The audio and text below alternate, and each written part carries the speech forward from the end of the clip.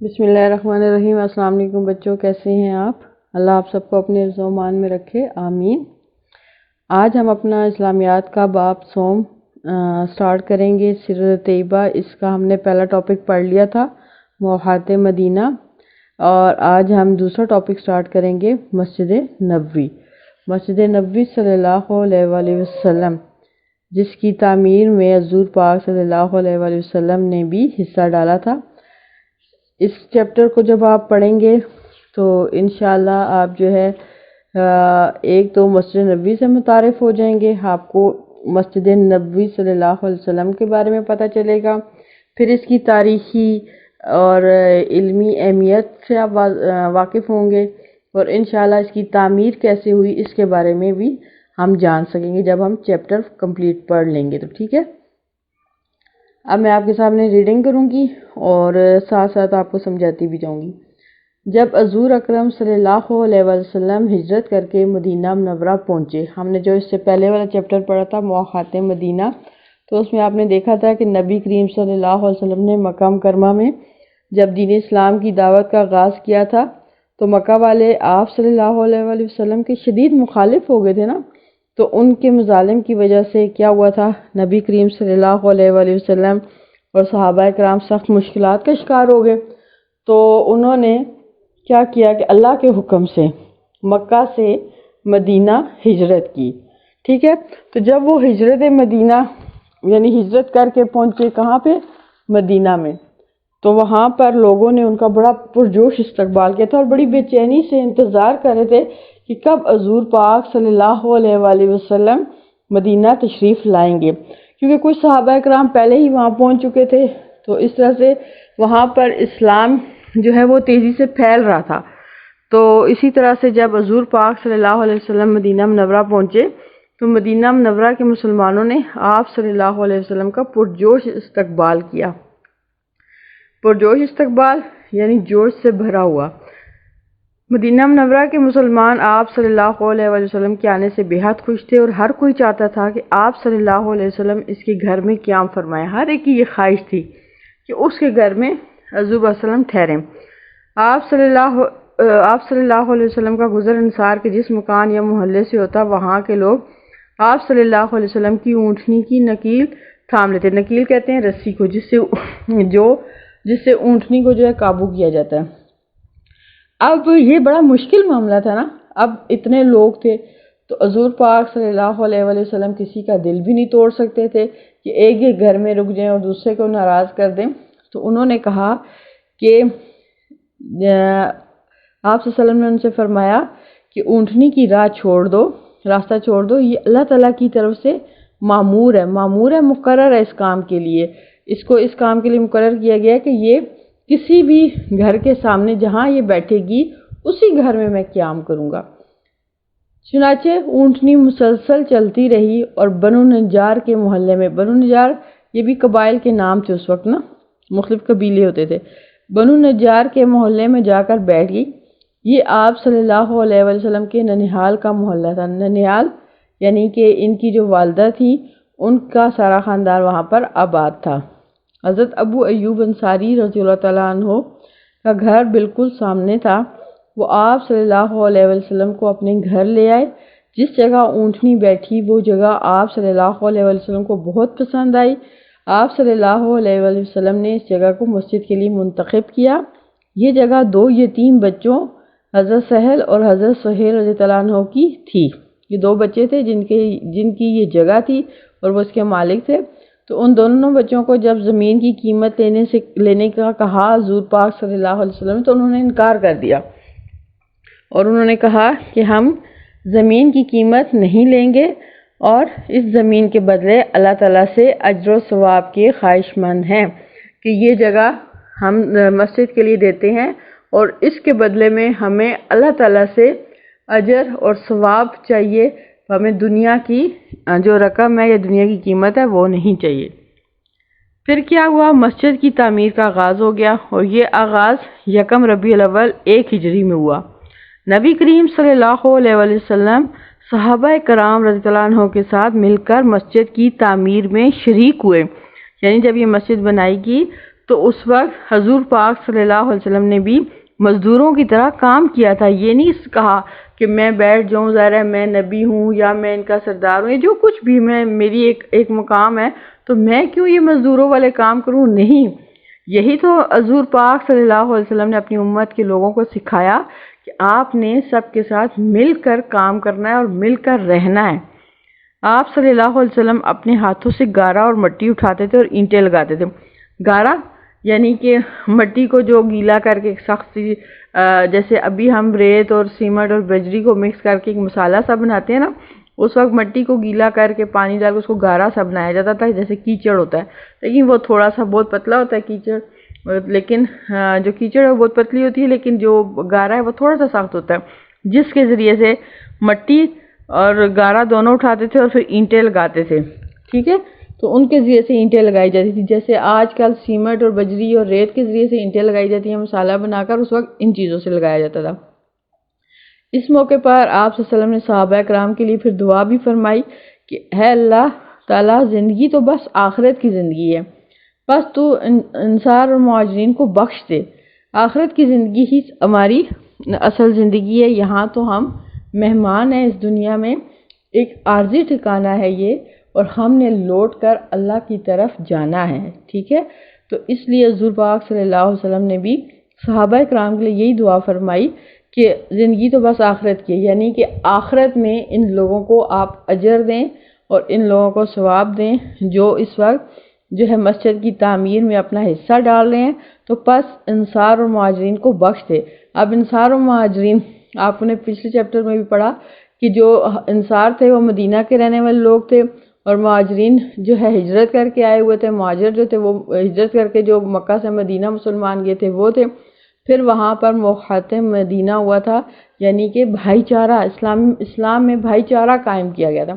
بھائی چارے کا مطلب ہے کہ تمام مسلمان بھائی بھائی ہیں، اور انہوں نے بھی، انصار نے بھی مہاجرین کو بھائیوں کی طرح لیا، انہیں گلے لگایا، ان کی مشکلات کو حل کیا اور ان کی ہر مشکل میں ان کے ساتھ کھڑے رہے۔ نبی کریم صلی اللہ علیہ وسلم نے مسجد کے شمال مشرق کی جانب غریب اور نادار، نادار بھی غریب کو ہی کہتے ہیں، مسلمانوں کے قیام اور تعلیم کے لیے ایک چبوترا بنوایا۔ چبوترا تھوڑی سی اونچی سی جگہ ہوتی ہے جہاں پر جو ہے جس پر بیٹھ کر درس بھی دیا جاتا ہے، یا مبلغ جو ہے تبلیغ کرنے والا وہاں پر بیٹھ کر اپنے لوگوں کے ساتھ تبلیغ کرتا ہے۔ یہ چبوترا صفا کے نام سے مشہور ہوا، تو صفا کے نام سے مشہور ہوا، اور جو صحابہ کرام صفا کے چبوترے پر دین کی باتیں سیکھتے تھے انہیں تاریخ میں صحاب صفا کہتے ہیں۔ یہاں صحابہ کرام رضی اللہ عنہ ہر وقت آپ صلی اللہ علیہ وسلم کی خدمت میں معمور رہتے، مقرر رہتے ہر وقت، اور آپ صلی اللہ علیہ وسلم سے دین کی باتیں بھی سیکھتے تھے۔ اب ہم پڑھیں گے مسجد نبوی کی معاشرتی حیثیت کیا ہے۔ معاشرتی یعنی معاشرے میں کیا مقام تھا، تو یعنی مسجد نبوی میں صرف نماز ہی پڑھی جاتی تھی یا اور بھی معاملات ہوتے تھے، یہ دیکھنا ہے۔ نبی کریم صلی اللہ علیہ وسلم کے دور میں مسجد نبوی صلی اللہ علیہ وسلم نے مختلف کام سر انجام دیے جاتے تھے۔ یہ مسلمانوں کی عبادت گاہ بھی تھی، اور یہاں مسلمانوں کو دین اسلام کی تعلیم بھی دی جاتی تھی۔ ان کی تعلیم و تربیت کا اہتمام بھی مسجد نبوی صلی اللہ علیہ وسلم میں ہوتا تھا۔ آپ صلی اللہ علیہ وسلم یہاں سے جنگی لشکر روانہ کرتے تھے۔ اس دور میں بہت ساری جنگیں ہوتی تھی نا، آپ آگے پڑھیں گے مختلف غزوات، غزوہ بدر ہوا، غزوہ خندق ہوا، غزوہ تبوک ہوا، اور یہ سارے غزوات جو ہیں ان سب میں حضور پاک صلی اللہ علیہ وسلم نے بھی شرکت کی۔ یہ جنگیں بھی تھی، اور یہ غزوہ اس لیے ہے کہ حضور پاک صلی اللہ علیہ وسلم نے ان جنگوں میں شرکت کی۔ تو غزوہ ایسی جنگ کو کہتے ہیں جس میں نبی پاک صلی اللہ علیہ وسلم شریک ہوتے۔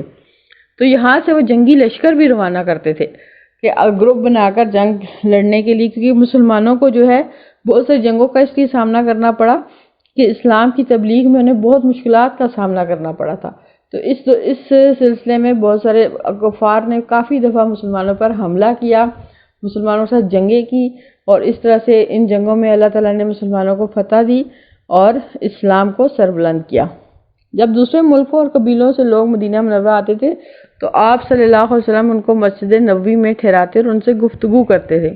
یعنی کوئی اور دوسرے ملک سے کوئی آتا تھا، کوئی قبیلے سے لوگ آتے تھے، اس وقت قبائل بھی ہوتے تھے نا، تو قبیلے سے لوگ آتے تھے اور پھر وہ مدینہ منورہ آتے تو پھر آپ صلی اللہ علیہ وسلم ظاہر ان کو کس کے گھر میں ٹھہراتے، اپنے گھر میں بھی نہیں ٹھہرا سکتے تھے تو پھر کیا ہوتا تھا، مدینہ جو مسجد نبوی تھی نا وہاں پر ان لوگوں کو ٹھہرایا جاتا تھا اور ان سے گفتگو بھی وہیں پر کرتے تھے۔ آپ صلی اللہ علیہ وسلم اہم معاملات پر مسجد نبوی صلی اللہ علیہ وسلم میں ہی صحابہ کرام سے مشاورت فرمایا کرتے تھے۔ مشاورت، مشورہ کرنا، کوئی بھی کام کرنے لگتے تھے تو اس سے پہلے مشورہ کرتے تھے صحابہ کرام سے کہ اس کے لیے اس بارے میں کہ کیا کرنا چاہیے، مختلف صحابہ کرام سے رائے لیتے تھے۔ اس مسجد سے آپ صلی اللہ علیہ وسلم اسلام کی نشر و اشاعت کے لیے وفد کی جمع اور جماعتوں کو روانہ کرتے تھے۔ مسجد نبوی جو تھی نا، یہ مہاجرین اور انصار کی جو دوستی تھی اور اسلام کی عظمت، اس کا ایک نمایاں نشان تھا، ایک عظیم نشان تھا کہ یہ یہاں سے ان کی دوستی اور اسلام کی عظمت کی وضاحت ہوتی تھی۔ آپ دیکھتے ہیں مسجد نبوی صلی اللہ علیہ وسلم کی فضیلت کیا ہے۔ مسجد نبوی صلی اللہ علیہ وسلم نے نماز پڑھنا بہت فضیلت والا عمل ہے، بہت فضیلت، یعنی کہ اس کی بہت زیادہ اہمیت ہے۔ نبی کریم صلی اللہ علیہ وسلم نے مسجد نبوی صلی اللہ علیہ وسلم کی فضیلت اس طرح بیان فرمائی: میری مسجد میں ایک نماز مسجد الحرام کے علاوہ، مسجد الحرام یعنی خانہ کعبہ کے علاوہ باقی مساجد میں 1000 نمازوں سے افضل ہے۔ یہ فضیلت ہے، اس کی یہ اہمیت ہے۔ مسجد نبوی میں آپ ایک نماز پڑھتے ہیں تو جتنی باقی مساجد ہیں ان میں 1000 نمازوں سے افضل ایک نماز ہے۔ باقی مساجد میں آپ ہزاروں نمازیں پڑھیں، لیکن آپ مسجد نبوی میں ایک نماز پڑھتے ہیں تو اس کا ثواب آپ کو 1000 نمازوں سے زیادہ ملتا ہے۔ یہ اس کی فضیلت ہے۔ پھر اس کی تاریخی اور علمی اہمیت کیا ہے؟ رسول کریم صلی اللہ علیہ وسلم کے وصال کے بعد، یعنی ان کی وفات کے بعد، خلفائے راشدین میں سے حضرت عمر فاروق رضی اللہ عنہ اور حضرت عثمان غنی رضی اللہ عنہ نے اپنے اپنے دور خلافت میں مسجد نبوی کو وسعت دی، اس میں کشادگی پیدا کی۔ پہلے وہ چھوٹی سی مسجد تھی، پھر تھوڑا سا اور اس پر خرچہ کر کے اس کو کھلا کیا گیا۔ آج اگر آپ مسجد نبوی آپ کو دیکھنے کا موقع ملے تو آپ دیکھیں کہ وہ بہت بڑی مسجد ہے کہ آپ تھک جائیں اس کے ایک کونے سے دوسرے کونے تک جاتے جاتے۔ اس طرح سے آج وہ بہت بڑی مسجد ہے۔ اور پھر اس کے بعد مختلف زمانوں میں مسلمان حکمران اس میں توسیع کرتے رہے ہیں، اس میں کشادگی کرتے رہے ہیں، اس کو کھلا کرتے رہے ہیں۔ مسجد نبوی صلی اللہ علیہ وسلم مسلمانوں کی پہلی درسگاہ تھی، جہاں نبی کریم صلی اللہ علیہ وسلم مسلمانوں کو اسلام کی تعلیمات سکھاتے تھے۔ پہلی درسگاہ جہاں سے انہیں علم دیا گیا، یہ پہلی جگہ تھی، پراپر ایک جگہ تھی۔ پہلے تو ایسے کھڑے ہو کر بات کر لی، یہ کر لیا، لیکن وہاں پر پراپر تبلیغ کی جاتی تھی اسلام کی۔ دور حاضر میں مسجد نبوی صلی اللہ علیہ وسلم میں ایک وسیع لائبریری موجود ہے۔ جی ہاں، وہاں پر ایک لائبریری ہے جس میں ہر موضوع سے متعلق کتاب، آپ کو تقریباً ہر موضوع سے متعلق کتابیں موجود ہیں۔ اس طرح یہ مسجد دنیا بھر کے مسلمانوں کا علم سے رشتہ قائم کرنے کا بھی ایک اہم سبب ہے، ایک اہم وجہ ہے۔ سمجھ آ گئی؟ یہاں آپ کا یہ چیپٹر کمپلیٹ ہو گیا ہے۔ آپ نے دیکھا کہ مسجد نبوی کی تعمیر کیسے ہوئی اور پھر اس کی کیا معاشرتی اہمیت ہے، پھر اس کی فضیلت کیا ہے، پھر یہ تاریخی اور علمی لحاظ سے کتنی اہم ہے، یہاں کیسے کیسے کام ہوئے۔ پھر آپ نے صحابہ صفا کے بارے میں جانا کہ جو چبوترے پر جو ایک خاص چبوترا بنوایا گیا تھا مسجد میں، جہاں پر غریب اور نادار مسلمانوں کی تعلیم اور ان کے ٹھہرنے کی جگہ بنائی گئی تھی کہ وہ مسجد میں ہی رہ سکتے ہیں اگر ان کے پاس گھر بار نہیں ہے تو۔ اب ہم آتے ہیں اپنے کوسچن آنسرز کی طرف، تو دیکھتے ہیں کوسچن آنسر میں پہلا سوال کیا ہے کہ لوگ نبی کریم صلی اللہ علیہ وسلم کی مدینہ آمد پر کس بات کے خواہش مند تھے؟ تو یہ پہلی لائن میں جواب ہے۔ یہاں سے آپ سٹارٹ کریں گے کہ جب حضور اکرم صلی اللہ علیہ وسلم ہجرت کر کے مدینہ منورہ پہنچے تو مدینہ منورہ کے مسلمانوں نے آپ صلی اللہ علیہ وسلم کا پرجوش استقبال کیا۔ مدینہ منورہ کے مسلمان آپ صلی اللہ علیہ وسلم کی آمد سے یا ان کے آنے سے بے حد خوش تھے۔ ہر کوئی چاہتا تھا کہ آپ صلی اللہ علیہ وسلم اس کے گھر میں قیام فرمائیں۔ یہ پہلی دو لائنیں جو ہیں پہلے سوال کے جواب میں آئیں گی۔ دوسرا سوال ہے مسجد نبوی کی تعمیر کے لیے منتخب کی جانے والی جگہ کن کی ملکیت تھی؟ یہ آپ کو پہلے ہی پیراگراف میں ملے گا، جو مسجد کی تصویر بنی ہوئی ہے اس سے اوپر والی 3rd لائن میں۔ جس جگہ اونٹنی بیٹھی وہ جگہ آپ صلی اللہ علیہ وسلم کو بہت پسند آئی۔ آپ صلی اللہ علیہ وسلم نے اس جگہ کو مسجد کے لیے منتخب کیا۔ یہ جگہ 2 یتیم بچوں حضرت سہل اور حضرت سہیل رضی اللہ عنہ کی تھی۔ ان دونوں بچوں نے زمین کی قیمت لینے سے انکار کر دیا۔ یہاں تک ٹھیک ہو گیا یہ دوسرا سوال۔ تیسرا، نبی کریم صلی اللہ علیہ وسلم نے مسجد نبوی صلی اللہ علیہ وسلم کی تعمیر میں کس طرح حصہ لیا؟ یہ بھی آپ کو تصویر جو بنی ہوئی ہے مسجد نبوی کی اس سے نیچے والی لائن میں ہے۔ مسجد کی تعمیر کا آغاز 1 ربیع الاول 1 ہجری میں ہوا۔ نبی کریم صلی اللہ علیہ وسلم صحابہ کرام کے ساتھ مل کر مسجد کی تعمیر میں شریک ہوئے۔ آپ صلی اللہ علیہ وسلم اپنے ہاتھوں سے گارا اور مٹی اٹھاتے اور اینٹیں لگاتے تھے۔ کس طرح سے مدد کی؟ یہ کام کر کے۔ اچھا جی، سوال نمبر 4 دیکھیے، صفہ کسے کہتے ہیں؟ اسی پیراگراف کے نیچے ہے، نبی کریم صلی اللہ علیہ وسلم نے مسجد کی شمال مشرقی جانب غریب اور نادار مسلمانوں کے قیام اور تعلیم کے لیے ایک چبوترا بنوایا۔ یہ چبوترا صفہ کے نام سے مشہور ہوا۔ اب اس کے ساتھ ایک لائن میں بولوں گی، وہ آپ نوٹ کر لیں۔ جو صحابہ کرام صفہ کے چبوترے پر دین کی باتیں سیکھتے تھے انہیں اصحاب صفہ کہتے ہیں۔ سمجھ آ گئی؟ اچھا جی، سوال نمبر، اب ہم تفصیلی جواب کی طرف آئیں گے۔ مسجد نبوی کی فضیلت کے بارے میں آپ کیا جانتے ہیں؟ تو یہ پیج نمبر 38 پہ دیکھیے، مسجد نبوی کی معاشرتی حیثیت۔ یہاں سے ہم تھوڑے سے پوائنٹس لیں گے اور اس کو اس کے ساتھ ملا کر پھر ایک ہم نے تفصیلی جواب بنانا ہے جو کہ آپ کے 5 نمبر کا ہوتا ہے، جو آپ کے پیپر میں آتا ہے۔ آپ یہاں سے مسجد نبوی کی معاشرتی حیثیت والی جو پیراگراف ہے اس کی پہلی لائن میں دیکھیے، یہاں سے یہ مسلمانوں کی عبادت گاہ بھی تھی۔ اب یہ کو آپ کاٹ دیں، یہاں لکھیے مسجد نبوی مسلمانوں کی عبادت گاہ بھی تھی اور یہاں مسلمانوں کو دین اسلام کی تعلیم بھی دی جاتی تھی۔ ان کی تعلیم و تربیت کا اہتمام بھی مسجد نبوی صلی اللہ علیہ وسلم میں ہوتا تھا۔ یہ یہاں تک لکھیں گے اور پھر آپ نیچے آ جائیں مسجد نبوی کی فضیلت والا جو حصہ ہے۔ اب آپ مسجد نبوی کی فضیلت والی ہیڈنگ کو کاٹ دیں اور اس کو اس کے ساتھ ملا کر لکھیں گے۔ یہاں تک لکھیں گے نا، ان کی تعلیم و تربیت کا اہتمام بھی مسجد نبوی میں ہوتا تھا۔ پھر نیچے لکھیں مسجد نبوی میں نماز پڑھنا بہت فضیلت والا عمل ہے۔ نبی کریم صلی اللہ علیہ وسلم نے مسجد نبوی کی فضیلت اس طرح بیان فرمائی، میری مسجد میں ایک نماز مسجد الحرام کے علاوہ باقی مساجد میں 1000 نمازوں سے افضل ہے۔ یہ فضیلت اس کی آگے، ٹھیک ہے۔ اور سوال نمبر 2 جو تفصیلی ہے، یہ مسجد نبوی صلی اللہ علیہ وسلم کی تاریخی اور علمی اہمیت بیان کریں۔ تو یہ آخری جو پیراگراف ہے، ہیڈنگ دینے کی ضرورت نہیں ہے، آپ بس پیراگراف سے جواب لکھنا سٹارٹ کر دیں گے۔ رسول اکرم صلی اللہ علیہ وسلم کے وصال کے بعد یہاں سے لے کر آخر تک علم سے رشتہ قائم کرنے کا ایک اہم سبب ہے۔ یہاں تک یہ پورا پیراگراف آپ کا اس میں آ جائے گا، اس میں سے ہم کچھ بھی نہیں کاٹیں گے۔ یہاں پر آپ کے تفصیلی سوالات بھی ہو گئے۔ اب ہے نیچے دیے گئے فقرات مکمل کریں، یعنی خالی جگہ آپ نے پر کرنی ہے۔ ہر کوئی چاہتا تھا نبی کریم صلی اللہ علیہ وسلم اس کے ڈیش میں قیام فرمائیں، گھر میں۔ ہے اللہ، زندگی تو بس ڈیش کی ہے، آخرت کی ہے۔ جس جگہ آپ صلی اللہ علیہ وسلم کی ڈیش بیٹھی وہ جگہ آپ صلی اللہ علیہ وسلم کو بہت پسند آئی۔ خالی جگہ میں کیا آئے گا؟ اونٹنی۔ نبی کریم صلی اللہ علیہ وسلم مسجد نبوی صلی اللہ علیہ وسلم سے ڈیش روانہ کرتے تھے، کیا کرتے تھے؟ جنگی لشکر۔ اور 5ویں خالی جگہ میں کیا آئے گا کہ مسجد نبوی صلی اللہ علیہ وسلم میں نماز پڑھنا بہت فضیلت والا عمل ہے۔ ڈیش والا، فضیلت والا۔ اب درست جواب کا انتخاب کریں۔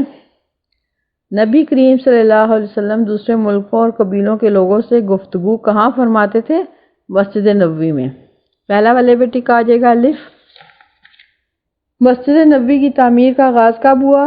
1 ربیع الاول 1 ہجری کو۔ یہ بھی پہلا ٹھیک ہے۔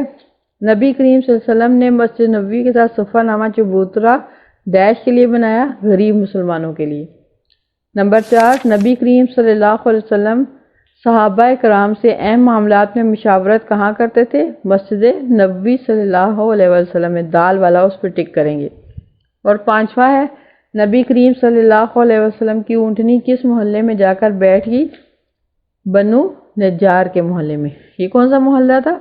हजूर पाक का, जहाँ पे हजूर पाक सल्लल्लाहु अलैहि वसल्लम का ननिहाल भी रहता था। ये वो मोहल्ला था। ठीक है, यहाँ आपका ये चैप्टर कंप्लीट हो गया है।